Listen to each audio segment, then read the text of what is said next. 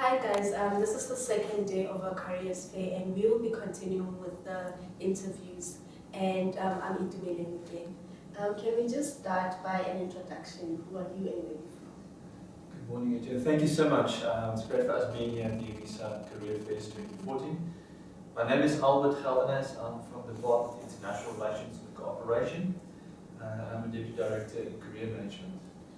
Thank you, Albert, for being part of the careers fair and for allowing us to interview you. Can you just start by, just telling us what the department offers or what your organization offers? What are you all about?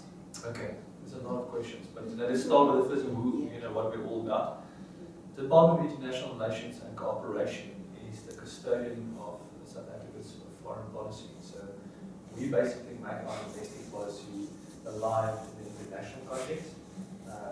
We build international relationships with countries abroad, and we make sure that there's matters like peacekeeping, trade, cordial relationships are maintained, and so it's constantly on a basis of connecting with other countries.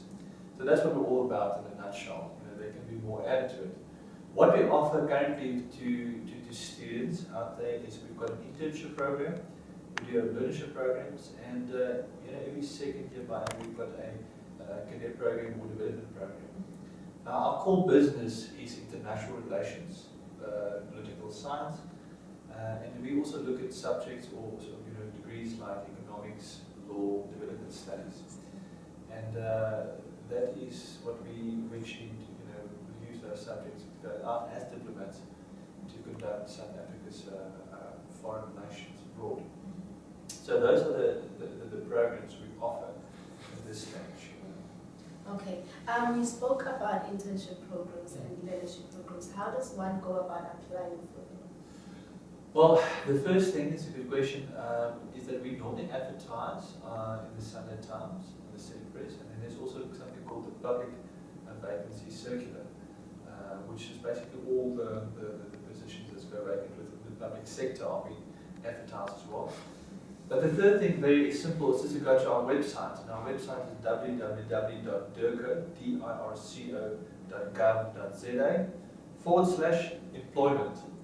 So in that you will see what is our vacancies as well. If you don't see it on the Sunday Times, you can go normally look at our website and you'll definitely find something there as well. Okay. Is there a certain time where they have to go, or is it available all year round? Look, first of all, our recruitment is throughout the year. There's not specific recruitment cycles. That's the first thing to consider. For our internships, we find that it normally happens towards the beginning of the year. So anything from February, March, April, there's normally our internships are normally being advertised during that time. Yeah. Okay.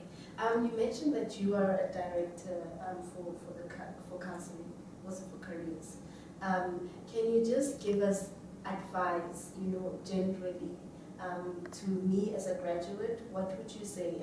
How do I prepare myself for the world of work? What do I have to look out for? Yeah. Well, let me just first of all, I'm a deputy director. Some of my colleagues was like. I think one of the biggest things is that you have to do what is on your plate, and if you can have some form of experience, if you can do something that can actually enhance your career specifically, it will be wonderful. For our context, it's always good to do an extra language. So studying French, Spanish, maybe Mandarin, and being conversant in what is going on in the world out there. For me, looking at CVs, I'm very much important is what does the person study, and what do they do?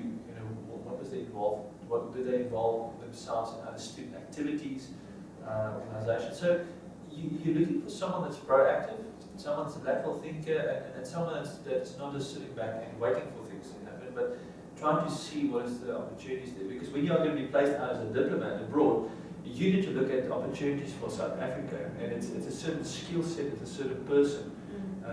And those are the type of things that I think most employers would like to see, that their employees or future employees are proactive. They do something, they're trying to bring in some form of experience, which is very difficult nowadays. I mean, it's not a lot of companies will give you work experience. So it also goes back to the internship programs, because people are able to gain experience through that, and also they need to want to go, they need to know more and want to know more. Correct, yeah, absolutely. So apart from their education, there's also the part of being active in different things as a student. That's correct. Yeah, absolutely. Anything in closing that you would want to add? Well, look, I would just like to encourage the young ones, not to lose hope. I think it's very difficult. We're living in a time where, with all the economic turmoils throughout the world, it's very difficult. It's difficult and it's very discouraging to apply, and you either one, never get feedback from the employers, or number two, you've constantly been rejected. Thank you for your application, but it's really to give all the students out there really hope that we found that the people that's really passionate, that's really focused, they normally end up where they need to be, and I'm not talking about one or two applications. One of my case examples is someone in our department that tried to apply to get into the department for I think something like 9 years. When she finally got it as an ASD, within a year, or only 2 years, she was promoted to the director, the year after director, I think now she's acting as a chief director. The point is that she did not sit back, and say, okay, no, it's all lost. She actually gained a lot of experience, and when she finally got a job, she had such a huge skill set that she had so much to contribute. That her career further on was actually, progressively much faster than most of her peers.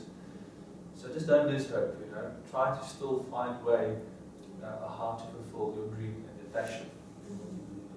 You mentioned something about skills. Let me just go back to that. What are the skills that you think are important? For us in the Department of International Relations, I normally say there's 3, for me, critical skills. We speak about diplomacy, networking, and problem solving. But I find that the ability to analyze the situations is very important. Looking at world situations, you have to be able to analyze what is really going on, and then interpret. I've analyzed the situation, but then how do I interpret it? And then for us in our environment, obviously the third thing very important is communication. Now, communication, both verbal and written. You have to be able to summarize something in a short, in a very concise way. It's being able to tell someone in one sentence the essence of something you've read, or what happened. So that is the one part in terms of verbal, but then also, writing skills. I know some people hate, doing all the assignments and writing, but for a diplomat, there's a lot of report writing. You go out and you have to report, you have to analyze, interpret, and communicate. So I think those are the 3, for me, one of the top 3 skills. Thank you so much, Albert, for allowing us to interview you and for being part of the Careers Fair again. And we hope to see you next year. Thank you so much. It's great being here.